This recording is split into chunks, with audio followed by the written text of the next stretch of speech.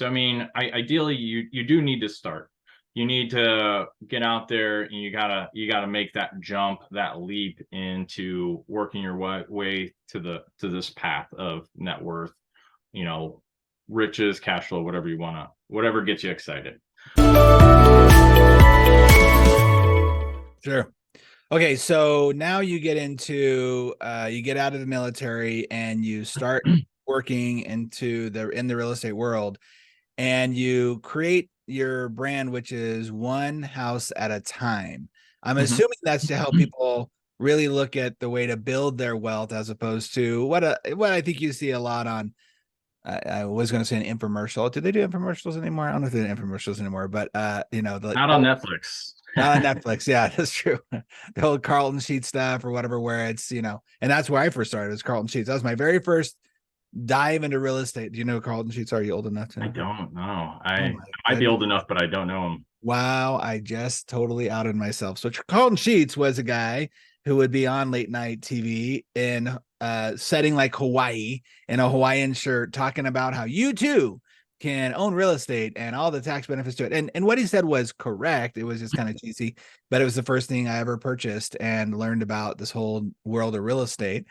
Then I grew into different and other companies and people like Robert Allen and Ron LeGrand and Grant Cardone and these guys. So tell me what you do to help people really understand the power of that one house at a time. Yeah, so it's one of those things where you don't necessarily need to go out overnight and just create this vast amounts of wealth. I mean, a lot of it is, kind of what I experienced when I was communicating with junior sailors. So, I mean, even while I was still in the Navy, I was continuing to work to build my own personal portfolio. I actually even closed a couple of houses while I was on deployment, which was very tricky and not easy to do, but in some situations it's possible. Wow. Yeah, it was pretty interesting. I was happy I was able to do it, just because we could also still mail stuff off the ship, so that was good. Yeah, wow, that's crazy. So tell me a little bit more about the process. Yeah, so I mean, it formed itself kind of as I went through building my own personal portfolio. And I take things that I learned from in the beginning when, being able to use the VA loan to purchase my own house and then eventually convert that into a rental down the road and benefit from the appreciation. Now that there's a lot of things that I learned later on that would have made that more beneficial for me, and so really it's about me building my portfolio and all the lessons that I learned to kind of help people that are looking to do something very similar, kind of build their portfolio with the benefit of what I learned over that period of time. Because there was a lot of things that I recommend now that I didn't necessarily do in my own, in my own course to where I am today. Well, that's what I was going to ask you about the strategy, right? Like, so do you have specific strategy? Do you have a buffet of strategy that you use depending on the client? Yeah, I mean, everyone's situation is going to be a little bit different, but the idea I think is kind of the same as you work through it. So, I mean, ideally, you do need to start.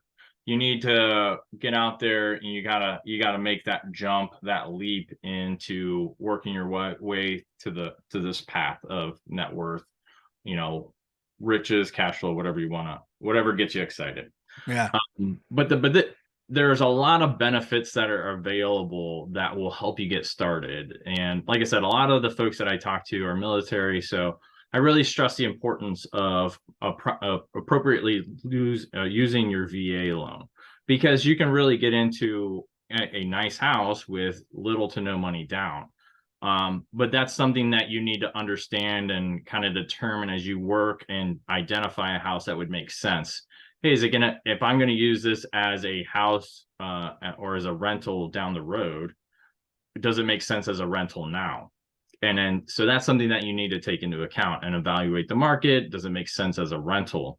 And so that's why I think a lot of times people don't have that mindset when they go into purchasing that house that could impact them down the road. And so there's bigger things than just like, hey, I really like this neighborhood. This house would be great. I mean, the house that I live in right now would not really work as a rental But the intent was never to turn it into a rental. Right. I mean, really, this house has better appreciation than it would necessarily with, renting out and then getting cash flow on the back end. So, I mean, some people are okay with that. Not really what I recommend, because you're at risk of paying out of pocket to pay for expenses, CapEx, what have you, which then, is more of a liability from that perspective.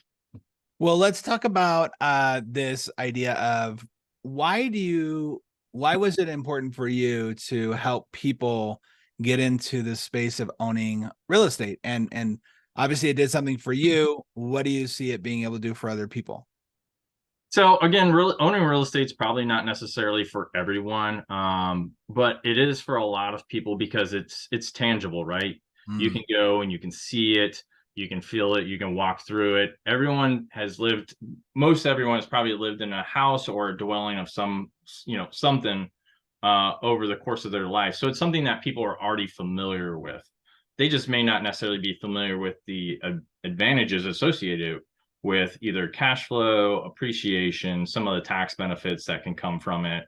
So that's why I think it's important to kind of share that knowledge with people and help them determine if that's a right path for them. Some people are, diehard fans of their 401k, their IRA, they're, investing in the stock market. And if they're not necessarily comfortable with the idea of real estate, maybe that's not necessarily for them. But I think this is a great way to build wealth beyond those other investment vehicles, right? I used to be really big into the stock market before I transitioned to real estate. And, real estate definitely significantly increased my net worth at a faster pace than what I saw when I was investing. And, I did a lot of research, not like a day trader type research, but I subscribed to newsletters. I did a lot of reading on various stocks and all that sort of stuff. And I felt like for me, I did probably fairly well, not as well as what, professionals do, but it's one of those things that you have to realize who are you competing against when it comes to your investment strategy. And there's a ton of super smart hedge funds out there that may not be open to you, but they're out there impacting your ability to trade in the stock market. And you can say somewhat the same thing about the real estate market. There are a ton of super smart real estate investors out there.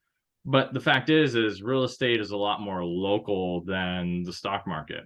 And so you don't necessarily need to be able to beat all the super smart institutional money out there on a daily basis to get started in real estate, because they're not always looking at the house next door or the house a couple blocks over. I mean, there are some funds out there that do go and invest in single family properties, but again, that's going to be in specific markets that they're looking at. yeah. I think a lot of the times the people that you're competing against on, a transactional basis may be someone that's very similar to you, as opposed to, the shark. Yeah. What who's your ideal client? Like somebody comes to you or they're thinking about this, like who do you like to work with the most? Is it military people? Is it, what? Yeah, I mean that's a lot of the people that I've coached in the past are people in the military, whether it's when we're on deployment and we're sitting there on watch and just having a discussion on how someone can improve their financial situation and then turn that into the start of building their own real estate portfolio.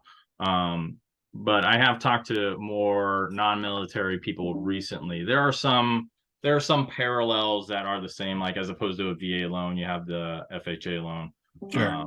where you're not necessarily you still have to do a down payment with an FHA loan, but the concept's kind of the same. Mm. And so there are parallels. But yeah, I mean, typically, a lot of people in the military reach out to me to kind of discuss their situation and how they can, start to build their portfolio before they get out of the military, and kind of create that passive income that may not necessarily replace their full income or their full W-2 income, but it can provide them flexibility and options that they wouldn't have had otherwise. Hey, there's no reason to learn how to own your role on your own. If you like that clip, go ahead and click right here for another one. Or if you want to watch the entire podcast, go ahead and click right here. Also, don't forget to like and subscribe.